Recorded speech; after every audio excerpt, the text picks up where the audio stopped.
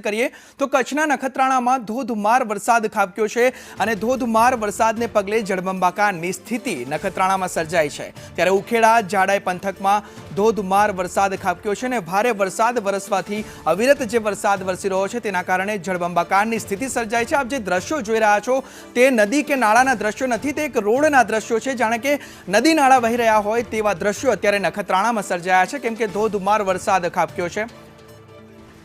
વધુ માહિતી સાથે સંવાદદાતા અલ્પેશ જોડાઈ ગયા છે। અલ્પેશ, આ નખત્રાણા અત્યારે જળબંબાકારની સ્થિતિ સર્જાઈ છે, નદી નાળા વહી રહ્યા હોય તેવા દ્રશ્યો અત્યારે રોડ પર સર્જાયા છે, શું કહેવું અલ્પેશ?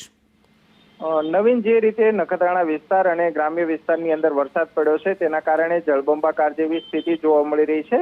નખત્રાણાના બસ સ્ટેન્ડ વિસ્તારના દ્રશ્યો છે કે અહીંયા જોઈ શકાય છે તે પ્રમાણે ધસમસતો પાણીનો પ્રવાહમાંથી વાહનો પસાર થઈ રહ્યા છે। અહીંયા પાણી ભરાયા છે, જેના કારણે હાલ વાહન ચાલકોને મુશ્કેલીનો સામનો કરવો પડી રહ્યો છે। નવીન, મુખ્ય સમસ્યા એ છે કે વરસાદી પાણીનું વહેણ અહીંથી પસાર થાય છે, એટલે દર વર્ષે ચોમાસામાં આ જ પરિસ્થિતિ અહીંયા જોવા મળતી હોય છે। સામાન્ય વરસાદમાં પણ અહીંયા પાણીનો પ્રવાહ છે તે આ પ્રકારે પ્રસાર થતો હોય છે, જેના કારણે કલાકો સુધી વાહન ચાલકો છે તેમને પણ અટકાવવાની ફરજ પડતી હોય છે। આજે પણ ટ્રાફિક વિભાગે ત્યાં પહોંચીને વાહન છે તેમને રાબેતા મુજબ પાણી ઓસર્યા બાદ વાહન વ્યવહાર પૂર્વવત થયો હતો।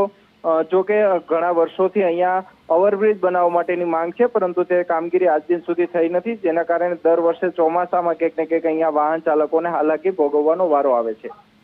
અલ્પેશ, આપે કહ્યું કે દર વર્ષે આ સમસ્યા અહીંયા સર્જાય છે, તો શું કોઈ કાર્યવાહી કરવામાં નથી આવતી તંત્ર દ્વારા? દર વર્ષની જો આ સમસ્યા હોય તો તંત્ર શું કરે છે તે અંગે આપનું શું કહેવું?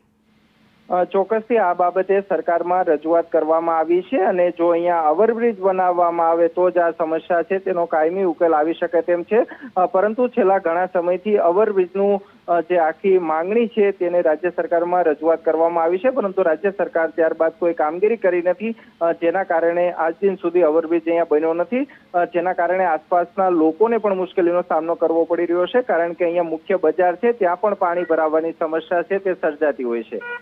ત્યારે નીચાણવાળા જે વિસ્તાર છે ત્યાં તો ઘરોમાં પણ પાણી ઘૂસ્યા છે અલ્પેશ? ચોક્કસથી આસપાસની દુકાનો અને આસપાસનો વિસ્તાર છે ત્યાં આ પ્રકારે પાણી ભરાવાની સમસ્યા સર્જાતી હોય છે, કારણ કે પાણીનું વહેણ હોવાના કારણે પાણીનો પ્રવાહ છે તે અહીંથી પસાર થતો હોય છે, તેના જ કારણે દર વર્ષે ચોમાસામાં આ જ પ્રકારે લોકોને મુશ્કેલીનો સામનો કરવો પડતો હોય છે। સમગ્ર માહિતી બદલ આભાર અલ્પેશ। ત્યારે કચ્છના નખત્રાણાના દ્રશ્યો છે, જેવી કે આપણે અલ્પેશ પાસે સાંભળ્યું કે હર વર્ષે આ સમસ્યા સર્જાય છે છતાં પણ કોઈ કાર્યવાહી નથી કરવામાં આવતી, અને આ એવા દ્રશ્યો છે જે હર વર્ષે સર્જાય છે, જાણે કે રોડ રસ્તા પર નદી નાળા વહી રહ્યા હોય, જે પાણીનો ધસમસતો પ્રવાહ આપ જોઈ રહ્યા છો ત્યારે વાહન ચાલકો મુશ્કેલીમાં મુકાયા છે। એક દ્રશ્યમાં આપણે જોયું કે એમ્બ્યુલન્સ ત્યાંથી પસાર થઈ રહી છે, ત્યારે વિચારો તે એમ્બ્યુલન્સના શું હાલ થયા હશે, તેમાં જે દર્દી સવાર હશે તે દર્દીના શું હાલ થયા હશે, કેમ કે આવી સ્થિતિમાં એમ્બ્યુલન્સ ત્યાંથી કેવી રીતે પસાર થઈ શકે તે સૌથી મોટો સવાલ છે। ત્યારે તંત્ર શું કરી રહ્યું છે તે પણ અહીં એક સવાલ ઉભો થાય છે। ત્યારે હર વર્ષની આ સમસ્યા છે, ધોધમાર વરસાદથી અનેક વિસ્તારો જળબંબાકારની સ્થિતિમાં જોવા મળી રહ્યા છે। ત્યારે નખત્રાણાના આ દ્રશ્યો કે ભારે વરસાદથી મેઘો મુશળધાર અહીં વરસ્યો છે અને તેના કારણે રસ્તા ઉપર આ હાલાકીના દ્રશ્યો સર્જાયા છે। એક તરફ રસ્તો છે અને એક તરફ જાણે કે નદી વહી રહી હોય તેવા દ્રશ્યો અત્યારે સર્જાયા છે। આપ સ્ક્રીન પર આ દ્રશ્યો જોઈ શકો છો। નખત્રાણામાં મેઘો મુશળધાર, બારે મેઘ ઘાંગા થયા છે।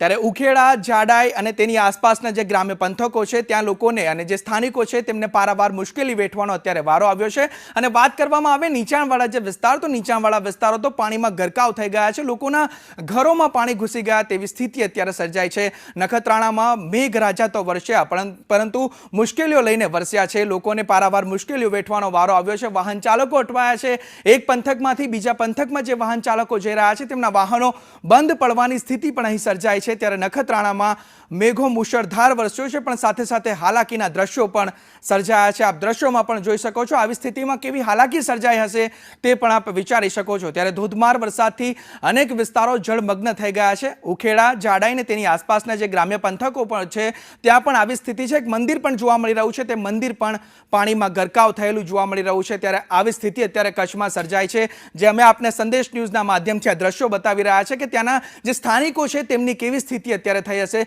જે બજારો છે ત્યાં બજારોમાં પાણી વહેતા થયા છે અને દુકાનદારોને જે વેપારીઓ છે તેમને પણ આ હાલાકી વેઠવાનો અત્યારે વારો આવ્યો છે। અલ્પેશ આપણી સાથે જોડાઈ ગયા છે। અલ્પેશ, વધુ વિગતો? નવીન, જે રીતે વરસાદ પડી રહ્યો છે નખત્રાણા અને આસપાસના ગ્રામ્ય વિસ્તારમાં વરસાદ પડ્યો છે તેના કારણે નખત્રાણા બસ સ્ટેશન વિસ્તારની અંદર પાણી ભરાવાની સમસ્યા છે તે જોવા મળી રહી છે. જે રીતે અહીંયા પાણી ભરાયા છે તેના કારણે વાહન ચાલકોને મુશ્કેલીનો સામનો કરવો પડી રહ્યો છે. દર વર્ષે ચોમાસામાં આ જ પરિસ્થિતિ અહીંયા સર્જાતી હોય છે. અગાઉ અનેકવાર ધારાસભ્ય અને રાજ્ય સરકારમાં અહીંયા ઓવરબ્રિજ બનાવવા માટેની માંગણી કરવામાં આવી છે, પરંતુ ઓવરબ્રિજ આજ દિન સુધી બનાવવામાં આવ્યો નથી, જેના કારણે પાણીનું વહેણ છે ત્યાંથી જે અહીંયા રસ્તો પસાર થઈ રહ્યો છે આ વિસ્તારની અંદર સતત પાણી ભરાતા હોય છે, તેના કારણે કંઈક ને કંઈક અહીંથી પસાર થતા વાહન ચાલકોને મુશ્કેલીનો સામનો કરવો પડતો હોય છે.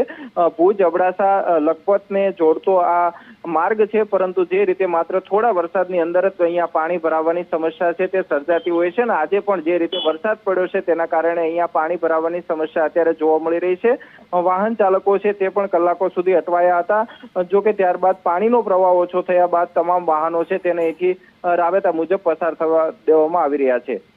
વાત બજારોની કરવામાં આવે તો બજારોમાં પણ ધસમસતો પાણીનો પ્રવાહ જોવા મળી રહ્યો છે. દુકાનો હાલ બંધ છે, ત્યારે વેપારીઓને તો અત્યારે કફોડી સ્થિતિનો સામનો કરવો પડ્યો હશે. અલ્પેશ, ચોક્કસથી નવીન, દર વર્ષે આ જ પરિસ્થિતિ અહીંયા સર્જાતી હોય છે. જે રીતે અહીંયા પાણીનો પ્રવાહ જ્યારે આવે ત્યારે જી અલ્પેશ જોડાયેલા રહેજો. આપણી સાથે પ્રદ્યુમનસિંહ જાડેજા જોડાઈ ચૂક્યા છે, ધારાસભ્ય આપણી સાથે જોડાઈ ચૂક્યા છે.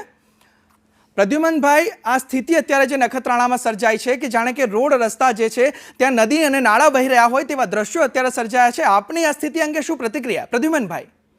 એટલે સાહેબ, આમાં એવું છે, વરસાદ બહુ ઉપરવાસમાં થાય છે ને, એટલે પાણી બધું નખત્રાણા ગામમાં જાય છે. પણ ઓલરેડી આપણે એ પુલ છે ને 3 સરકારે પાસ કરી આવ્યા છે આપણે, અને એ પુલ ટૂંકા ટાઈમમાં બનવાના છે. પછી ગામ લોકોને એવી થોડી ગણતરી હતી કે અહીંયા નહીં બને, ઉમાં બને, તો બાયપાસ પણ આપણો શરૂ, એ પણ હમણાં મોદી સાહેબે પોતે ભુજથી નખત્રાણા રોડનું ઉદ્ઘાટન કર્યું. એટલે ટૂંકા ટાઈમમાં એ બધા પ્રશ્નો સોલ્વ થઈ જશે, એ અમારો પ્રયત્ન છે સાહેબ.